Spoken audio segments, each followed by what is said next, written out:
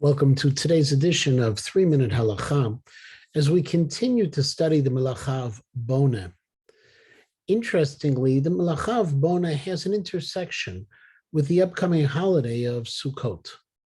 It begins with a Ramah in Shulchan Aruch in Siman Taf Reish Chavav Sif Gimel, who says that it's permissible to make a sukkah with a retractable roof, known in Yiddish as a shlak, and even to open it and close it on Yom Tov and Shabbat.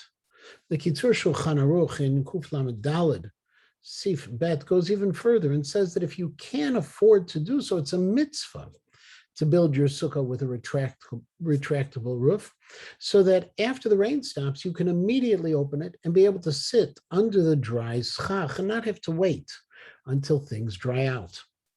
But what about the requirement that schach be prepared specifically for the mitzvah, ta'aseh v'lo min ha'asui? Since when you open up that roof for the very first time, the schach has already been in place. The Mishnah Berurah writes that this is only a problem the very first time you remove the roof from the sukkah. Then, according to some achronim, such as the Bach and the Magen Avraham, you would either need to put the schach in place after opening the roof for the very first time, or move the schach around a bit so that it's as if it was placed anew. This requirement of placing anew or putting the schach in place afterwards is not required by the Ramah. However, all agree that if the sukkah is already made and you cover it on Sukkot, there's no issue when uncovering it. But all of this seems to ignore the problem of binyan, of creating an ohel, a covering on Shabbat or Yom Tov. The Ramah explains that since this shlak, the covering, is built with hinges or some other mechanism, it's really no different than a door that you open and close on Shabbat.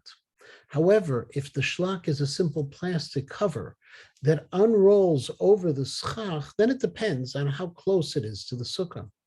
The Shari Mitzuyin Halacha says that if a tefach separates the plastic covering from the sukkah, then it is a problem of an ohel, which is a problem of boneh.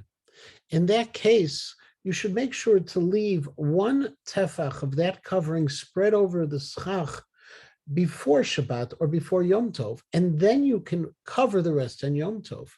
In that case, it's only a tosefet, an additional amount of covering, an additional ohel, which is permitted. If, however, there was less than a tefach, if the plastic is closer to the schach than a tefach, 3 to 4 inches, then it's not considered an ohel, because the schach is then considered the primary, and the plastic is batel, nullified to the schach below.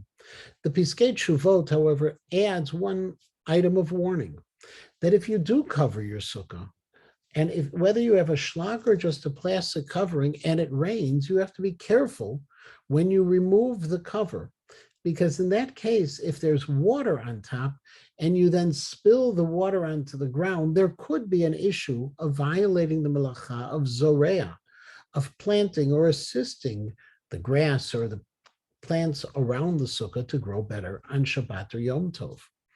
There are cases where it would be permitted even if the water is spilled out, but then still there needs to be a level of concern and at least a question to be asked.